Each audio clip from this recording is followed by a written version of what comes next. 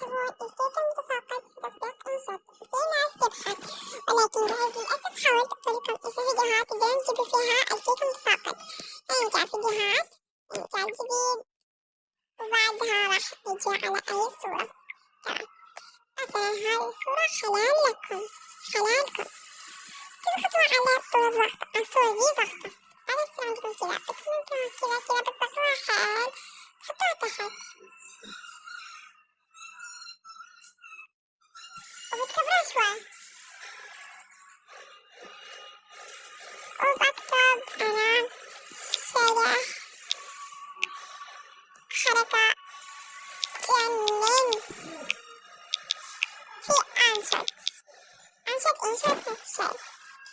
بتظهروها إيش اسم الخط وإيش اسم الإفكت. تجعل ألوان وبتختاري اللون الأسود ده.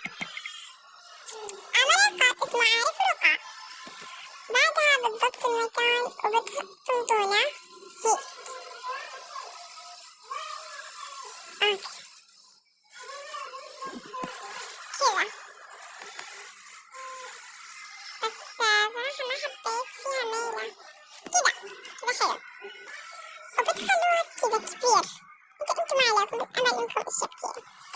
فبعدها رح نيجي صح ورح ندور كلمة BIP أو بيب أو بايب، ما أدري هذه، وبنيجي على الفيديو وبنختار الفيديو. أنا هذا القصدي هنا.